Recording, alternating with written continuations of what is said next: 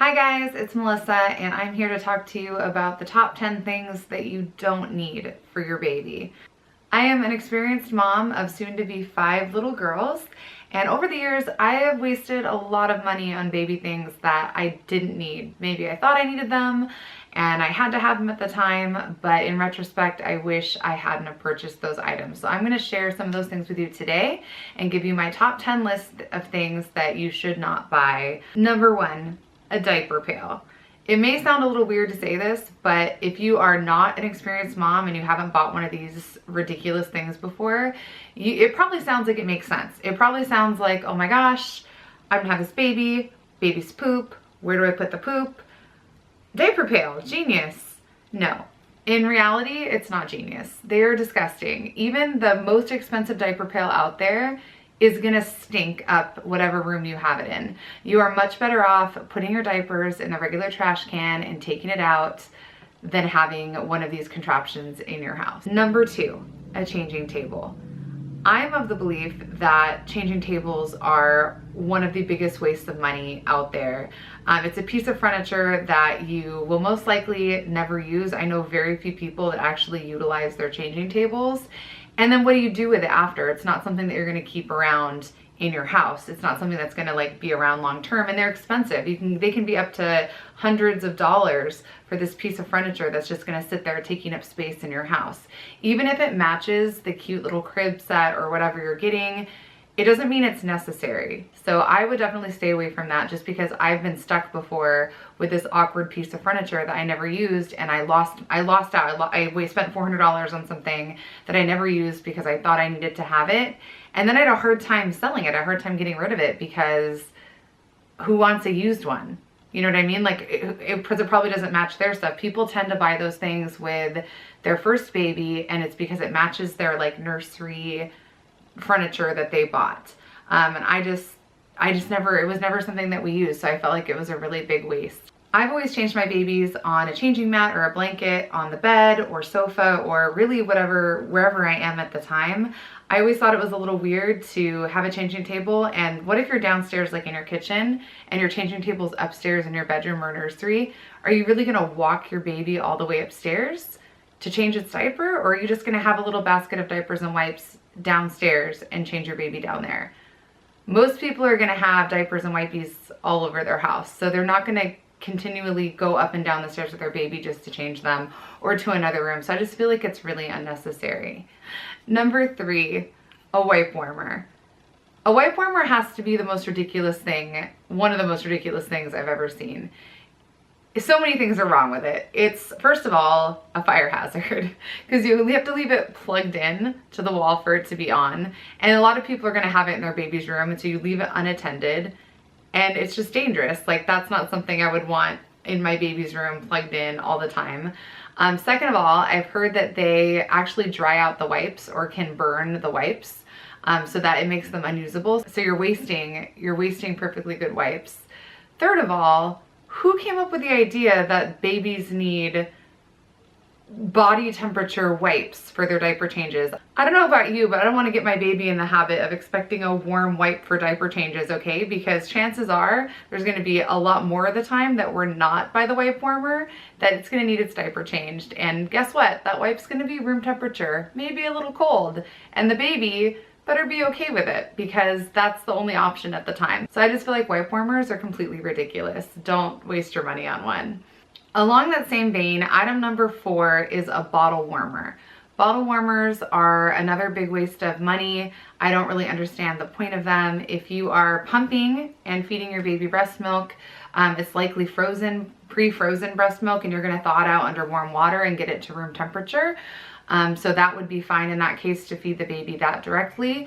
If you're doing formula, again, kind of the same issue with the baby wipes, like, why are you gonna have a bottle warmer? Then you're gonna be out at Target one day and your baby's gonna be hungry and you're gonna make him a bottle and he's gonna throw a fit because it's not a certain temperature. I don't think that it's a good idea to get them to expect too much of you as the mom. And honestly, my kids, my 4 girls at home, have never had a problem with a room temperature bottle. So I just would keep bottles of purified water in my diaper bag, and the little formula canisters and room temperature bottles are just fine.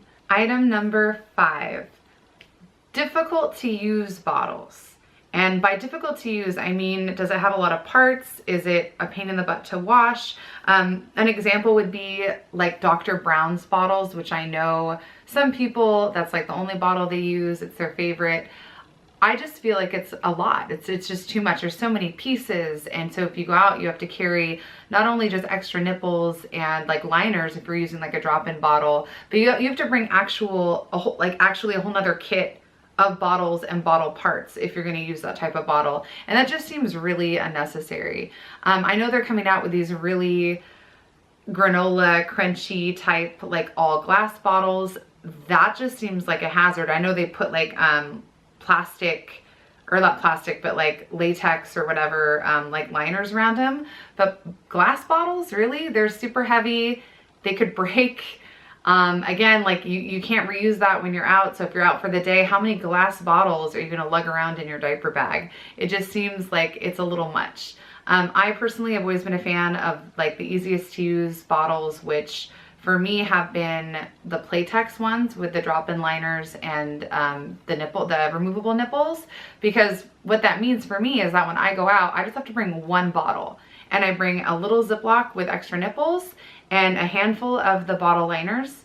Just throw them in my bag. They don't weigh anything. They're not going to weigh me down. They're not super bulky, and I could have enough supplies to make a dozen bottles with the same bottle. So I really like that idea. I just feel like if you have too many pieces, or it's too difficult, or it's too heavy in the case of glass bottles, it just seems really cumbersome and it's unnecessary. Number 6, baby bathtubs. And I'm not talking about the little squishy, like the flower petal ones, or like the inserts. I'm talking about the big plastic bulky baby bathtubs that you go to the baby store and it's like one of those things that is on the registry list that they make you think that you need. You don't need one of those. They are so giant, you'll end up using it a couple times and then never use it again. And then it's gonna end up sitting in your garage and you just wasted 60 bucks on a plastic tub that you use twice. It just seems like a lot. My favorite are those little inserts, like the little foam inserts that you can use in the sink or bathtub. Or this time actually on our registry, we registered for that baby. It's like, I can't remember the brand, but it's like a flower petal thing. Same material, it's like squishy, but it's not bulky. It would be easier to store. It doesn't look like it takes up a lot of space. That's a much better choice. And it's gonna take up a lot less space in your bathroom, and you're gonna use it for a lot longer. To be honest, with my kids, we've only used even those little squishy mats or like the pedal ones, we've only used those for, I wanna say the first month or two. After that, we like to take the babies either in the bathtub or the shower with one of us. It just is a lot more easy that way for us. I know some people are all about baths, so I guess it just depends on your personal preference and what you plan to do. But my experience is that the bulky, big plastic tubs are too big, too hard to store, and something that you're really not gonna use after the first couple weeks that the baby's home. Number 7 is actually a combo of a couple things. And those items are newborn baby clothes / baby shoes / anything else that's meant for a preemie or newborn size. A lot of people, especially people having their first baby, think that the newborn clothes are just so cute and that their baby is going to be in it for a long time, and they end up overbuying newborn clothes. Some babies come home from the hospital and they never even fit into newborn clothes. So you really have to keep that in mind. You don't need very much at all for your baby. I would start with maybe a handful of things to plan to come home from the hospital with, but know that that baby is probably gonna grow pretty fast. And if you do need extra items, you can always go buy them later. It doesn't make sense to spend a lot of money buying a ton of items now, and then especially if you're planning to take the tags off of them and pre-wash them and stuff, because there's likely gonna be a bunch of those clothes that you're not gonna get to use. And the same thing goes for like newborn diapers. You're much better off stocking up on like size 1 or 2 diapers than newborn diapers. The hospital will likely give you almost all the newborn diapers that you're gonna need. And then the baby shoes thing, I mean, come on. Baby shoes, that's like the most unnecessary thing on the planet. And I know they're so cute, and they're, especially the little girls ones, they have like these little fancy like ballet slip. Just don't. It's like the biggest waste. Your baby's not going to want to wear them. You're not going to want to put them on the baby, as cute as they are, because you know your baby doesn't want to wear them. And they're just going to collect dust in the baby's room or corner or whatever. And it's just a waste of money. Save your money and spend it on something else. Number 8 is a little bit contested among moms as if it's necessary or not necessary. I have it on my list of don't buys, but I know a lot of moms that swear by them and that they use them all the time. For me, I just felt like I didn't really have use for it. And what that item is a nursing pillow. There's all different brands of them. There's boppy ones. There's one called My Breast Friend, I want to say. I think I'm saying that correctly. I have been gifted a handful of different ones throughout my pregnancies, and I found that after a couple days, I never used them. And really, honestly, I only used them for the first week that the baby was home because I felt like, oh, somebody gave this to me, I should use it. You're just not going to use it for that long. At least I did for nursing. I tend to breastfeed for the first 6 to 12 months. And I would just use a regular pillow or a sofa pillow or hold the baby, or if it's at night, I would lay in the bed with the baby and feed the baby. The pillow was just something that didn't get a lot of use for me. And again, I know that some moms completely and totally swear by them. So I think that's just more of a personal preference, but for me, that one is on my do not buy list. Number 9, a baby monitor. So for me, I've always felt that a baby monitor was unnecessary. I've actually never had one that I used for longer than a week or so. My opinion personally is that I feel like unless you have, you'd have to have a giant house. Like, unless your house is like 5,000 square feet and you literally are putting your baby so far away from you that you're not going to be able to hear them, it just is unnecessary. I've had the ones gifted to me that were pre-video days where it was just the sound monitor. And then with a pregnancy with Gretchen, somebody gave me one that was a video monitor. It was just more trouble than it was worth, and I never ended up really using it. And they can be very pricey. So that's just something that I'd say it just depends on your personal preferences. If you feel like maybe you'd use it, go for it. But it was something that for us, it was just a waste of money. We were better off spending the money on something else. The final item that I'm going to talk about that's on my do not buy list is actually a group of items. And the reason why I'm grouping them together is because I feel like people tend to go overboard, especially with their first baby, and buy more than they need of this type of item. The type of item I'm talking about is baby cribs, pack and plays, Moses baskets, bassinets, co-sleepers, you name it, something that your baby sleeps in that you're gonna buy at the baby store. I mean, there's so many options. The reason why it's on my do not buy list, and not all of them are, I'm not saying don't buy anywhere for your baby to sleep. I'm saying don't buy too many places for your baby to sleep. You don't need a crib and a pack and play and a co-sleeper and a mini crib and a Moses basket. You get the point. It's just not necessary.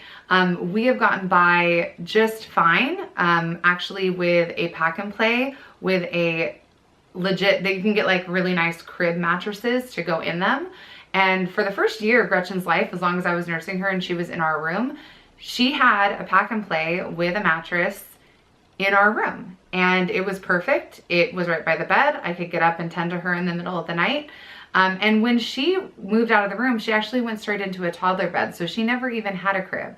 So just kind of think about that. Think about the space in your house, how much space you have to dedicate to baby sleep places, and then just make a smart decision. Just know that you don't need multiple items that serve the same purpose. The pack and play was totally sufficient for us. I think that's the route we're going to go this time as well. I did pick out a crib that I kind of like, but I have no plans of purchasing that until well after the baby's here. And that's only if we feel like we're going to move her to her own room sooner than we have moved the other girls. We may not even need it at all. So just something to think about. Another thing that kind of ties into this category that's worth mentioning is baby bedding. Baby bedding is so completely unnecessary.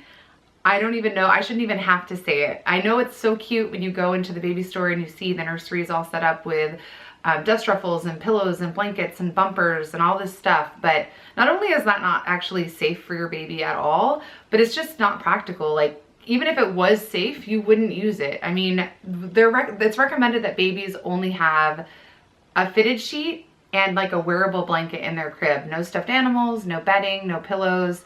So it's just one of those things that you'll end up spending money on, but you won't use it. So just make really thoughtful decisions as to where you're gonna put your baby to sleep and on what you're gonna put them to sleep. And you should be fine. Just don't feel like you have to waste a lot of money on things that are multiple items that are gonna serve the same purpose. Try to stick to only one or two. If you have like a 2-story house, for example, you may want a pack and play upstairs and a little bassinet downstairs. And that would be fine because then you'd have a place on either level for baby to nap, but you don't need a place for baby to nap in every room. I hope you guys enjoyed my list of top 10 things that you don't need for your baby. Don't forget to give this video a big thumbs up and subscribe if you're not already, and I'll see you guys next time.